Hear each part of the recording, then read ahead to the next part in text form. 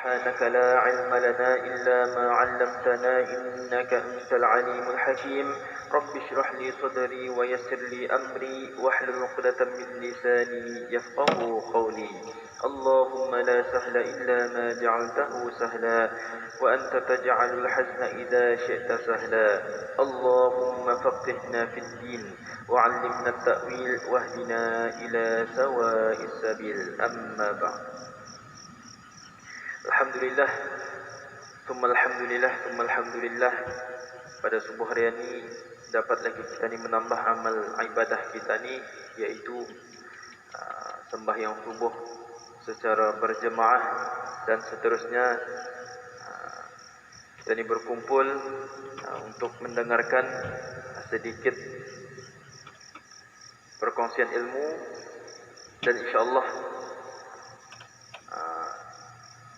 dan insyaallah dengan kita ni menghadiri majlis ilmu ini, kita ni akan mendapat keampunan dan rahmat Allah Subhanahu wa taala. Amin ya rabbal alamin. Itu yang kita ni sebenarnya harapkan. Insyaallah tajuk kita ni pada subuh hari ini berkaitan dengan orang yang berkorban, dan sedikit berkaitan dengan niat orang yang berkorban. Melakukan korban ini hukumnya adalah sunat ke atas orang yang memenuhi syarat-syarat berikut ini.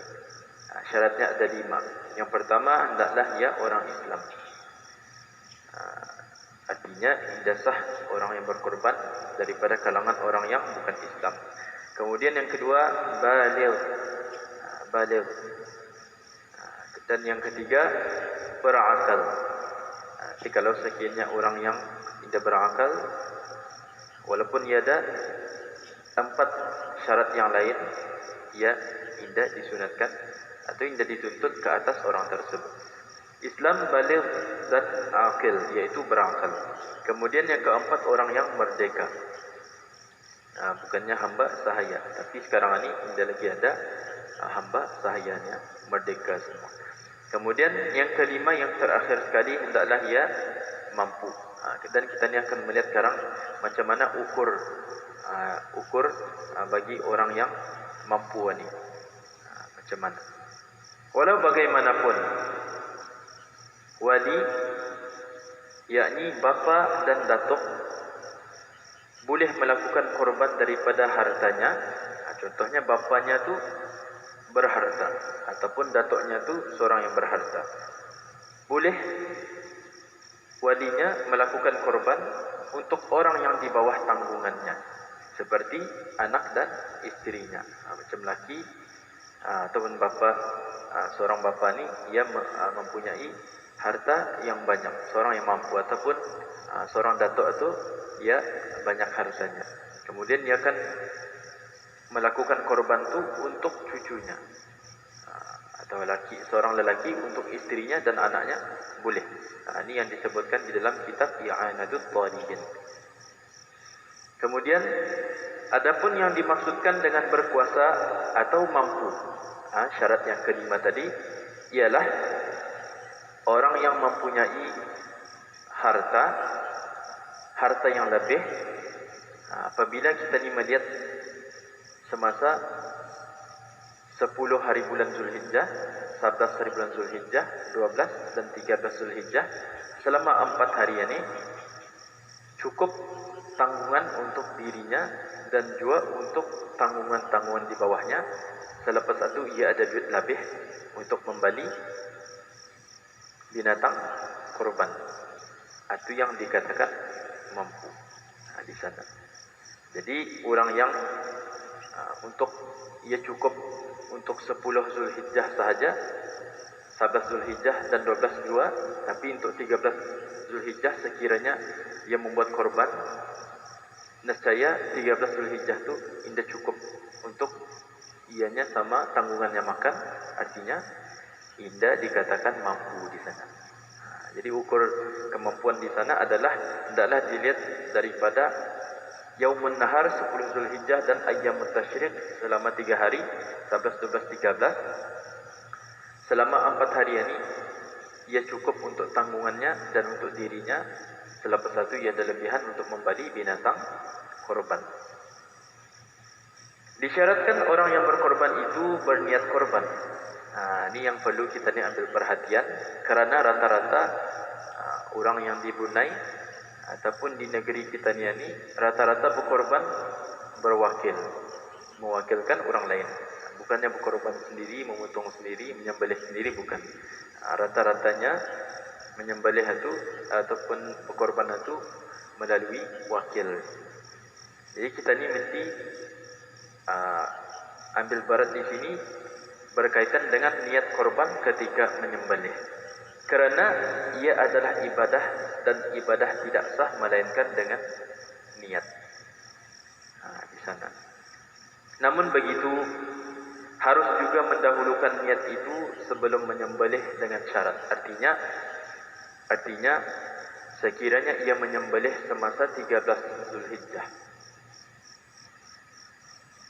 macam mana sekiranya ia akan berniat awal? Ada syarat-syaratnya. Hendaklah, yang pertama syaratnya, hendaklah dia berniat setelah masuk waktu penyembelihan binatang korban. Artinya sekiranya ia menyembelih, ia mau berkorban pada 13 Zulhijjah, ia boleh berniat sudah dari 10 Zulhijjah. Tapi niatnya tu selepas saja naik matahari pada hari raya Adha 10 Zulhijjah. Artinya sekadar berlalu sembahyang 2 rakaat dan 2 khutbah yang ringkas. Artinya imam, contoh di masjid, imam sudah berjemaah dengan jemaah sebanyak 2 rakaat. Selepas itu imam naik ke atas mimbar baca khutbah. Selepas itu kira-kiranya boleh ia sudah berniat untuk menyembelih. Boleh juga sama saja. Kalau sekiranya 13 hari bulan Zulhijjah ia akan berkorban, ia boleh berniat, tapi dengan syarat mesti masuk sudah 10 Zulhijjah. Kalau ia akan membuat 11 Zulhijjah boleh, 12 Zulhijjah boleh. Itu syarat yang pertama. Syarat yang kedua, hendaklah dia berniat sesudah ditetapkan atau ditentukan binatang korbannya. Yang awal sekali tadi sudah masuk waktu 10 hari bulan. Lepas itu sudah ada binatangnya, binatang korbannya. Sudah cukup dua-dua ni. Artinya memadai kalau ia akan berniat awal. Cuma itu. Adalah memadai jika orang yang berwakil itu ataupun orang yang mewakilkan itu ia berniat ketika wakilnya menyembelih korbannya dan dia hadir ketika itu. Maksudnya ketika binatang korban itu kan kena sembelih, ia indai yang membagi tahu arah yang diwakilkannya ni niatkan, indai yang membagi tahu. Tapi ia hadir ketika penyembelihan, melihat ia dari jauh disebabkan ia tidak pandai menyembelih, ia wakilkan. Semasa binatang tu kan kena sembelih, di sana ia berniat dari jauh tu. Katanya saja aku berniat, katanya korban sunatnya dari jauh. Tapi ia nampak ada wakilnya tu sedang menyembelih, walaupun ia punya wakil itu indah berniat. Artinya memadai. Di sini adalah memadai jika orang yang berwakil itu berniat ketika wakilnya menyembelih korbannya dan dia hadir ketika itu. Dalam hal ini, niat orang yang berwakil itu adalah memadai dan wakil tidak perlu lagi berniat. Ataupun yang bagi tahunya, bahasa bapaknya, kita menyembelihkannya, aku dari jauhnya berniat. Boleh. Di sana boleh. Walau bagaimanapun, di sini ada yang lebih baik lagi caranya. Lebih baik bagi orang yang berwakil itu ketika menyerahkan binatang korbannya, menyuruh wakilnya, dibawanya sudah binatang korban, dibaginya kepada wakilnya. Ketika menyerahkan binatang korbannya, orang yang berwakil ini menyuruh wakilnya untuk berniat bagi pihak dirinya ketika dia menyembelih korban tersebut. semasa menyerahkan itu dibagi tahu, bah, tolong kita niatkan bahawa binatang korban ini adalah binatang korbanku, katanya. Tolong niatkan nak. Dia ditakuti sekiranya dia hadir pun lalai, mungkin disibukkan oleh suasana, ataupun dia menjadi tuan rumah, dipanggil sana, dipanggil sini, dia menjadi lupa. Jadi lebih baik orang yang mewakilkan ini membagi tahu arah orang yang diwakilkannya untuk berniatkan korban itu untuknya. Sini kita ni lihat lagi, sebaiknya niat korban itu ditentukan. Kenapa? Bagi mengelakkan korban sunat menjadi korban wajib. Kalau sekiranya korban sunat menjadi korban wajib, bertukar terus cara pembahagiannya. Sebab itu niat ini hendaklah ya ditentukan. Sekiranya niat korban sunat disebut nawaitul udhiyah al-masnunah, ataupun Melayunya dalam hati saja aku berniat korban sunat. Ditentukan, kalau sekiranya orang saja aku berkorban, boleh jadi ia sunat, boleh jadi ia wajib. Walaupun tanpa sengaja ia bercakap ia akan menjadi wajib, automatically pembahagiannya itu akan berubah. Dia boleh ia makan, dia boleh mengambil, hendaklah semua diserahkan kepada fakir miskin. Menurut hukum syara, haram bagi orang yang berkorban dan orang-orang yang di bawah tanggungannya, di bawah tanggungannya juga, bukan orang yang berkorban saja, haram memakan daging korban wajib tersebut. Bahkan wajib disedekahkan semuanya kepada fakir miskin. Kepada fakir miskin. Niat itu tempatnya di hati. Samalah macam kita ni berwudu, sembahyang, dan sunat untuk melafazkannya dengan lidah. Niat bagi korban sunat itu adalah seperti berikut: nawaitul udhiyata al-masnunata, yaitu artinya sahaja aku melakukan korban yang sunat. Kalau katanya aku hari ini korban sunat pun sudah cukup, sudah memadai. Dan semestinya sama lafaznya. Kemudian apabila masuk bulan Zulhijjah, disunatkan bagi orang yang hendak membuat korban untuk dirinya, artinya orang yang memang sudah berniat untuk berkorban pada tahun itu. Apabila ia berniat masuk saja 1 Zulhijjah itu, adalah sunat untuknya untuk tidak memotong sesuatu daripada anggotanya yang zahir, seperti rambut, kuku, mana-mana bulu-buluan atau lain-lainnya, sehinggalah dia selesai menjalankan upacara korban itu. Kalau sekiranya berniat sudah jam Zulqaidah itu, dari 1 Zulhijjah sampai tahiyah berkorban, contohnya 13 Zulhijjah, hendaklah ataupun sunat hukumnya untuk ia hendak memotong atau melepaskan apa-apa daripada anggota badannya. Ada hikmahnya. Hikmahnya adalah supaya keampunan Allah Subhanahu wa taala itu akan diperolehi secara menyeluruh.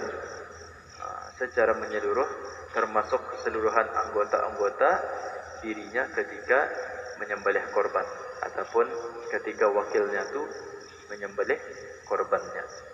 Semua anggota ni mendapat keampunan Allah Subhanahu wa taala, kerana Rasulullah sallallahu alaihi wasallam membagi tahu kepada istrinya, kepada anaknya, yaitu Fatimah, Rasulullah ketika itu korban untuk Sayyidatina Fatimah. Lalu Rasulullah memerintahkan Sayyidatina Fatimah untuk pergi melihat korbannya itu disembelih. Kerananya Rasulullah, dosa-dosamu akan diampunkan, katanya, sebelum ataupun masa awal darah itu menitik. Semasa awal darah itu menitik, dosa-dosa orang yang berkorban itu diampunkan. Banyak di sana. Dan perlu kita diketahui bahawa orang yang menyembelih kemudian yang menyedekahkan daging, dan orang yang berkorban kemudian disedekahkannya, dibagikannya, jauh lebih besar ia punya kelebihan bagi orang yang berkorban. Suatu kalau sekiranya orang yang berkorban awal sebelum, contohnya masuk ke 10 Zulhijjah, tapi belum lagi didirikan sembahyang pagi itu, belum dia berkhutbah, sebelum itu ia berkorban, itu bukannya dikira korban, hendaklah ia membali lagi binatang korban dan dikorbankannya sekiranya ia korban wajib. Jadi siapa yang berkorban awal sebelum sembahyang, itu dikira sebagai menyembelih biasa dan dagingnya itu bukannya daging korban. Nah, di sini ya Rasulullah, "Idza dakhala al-'ashru wa 'indahu udhiyatun yuridu ay yudhiya," apabila telah masuk 10 hari terawal bulan Zulhijjah.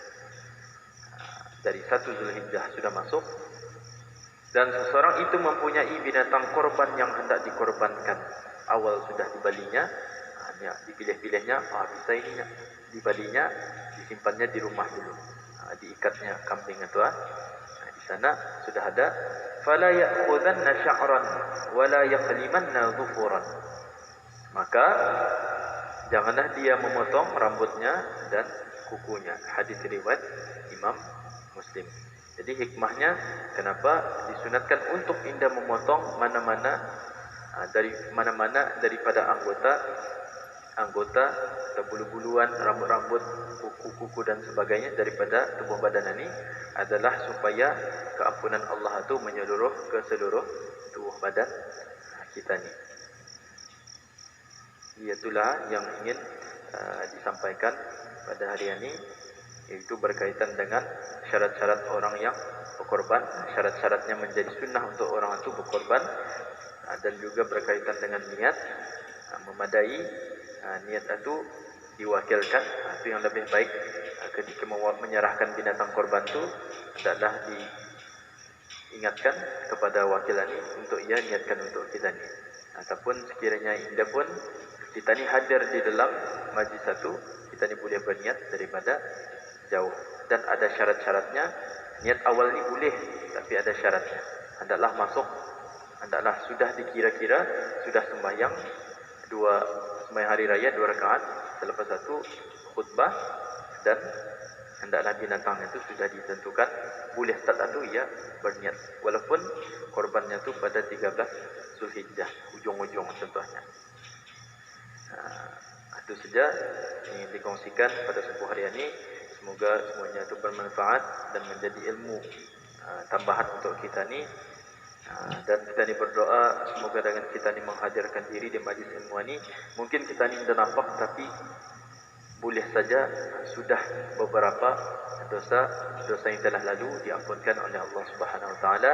Dan sama juga halnya, mungkin kita ni tidak nampak, mungkin dengan beberapa minit kita ni berada di dalam majlis ilmu ini, kita ni sudah diberikan ganjaran pahala yang banyak, yang mana jika dibandingkan dengan kita ni tidur saja, ianya jauh lebih bernilai. Itu saja. Akhirul kalam. Subhanakallahumma wa bihamdik, asyhadu an la ilaha illa anta, astaghfiruka wa atubu ilaik. Wallahu muwaffiq ila aqwamit thariq, wa billahi taufiq wal hidayah. Wassalamu alaikum warahmatullahi wabarakatuh.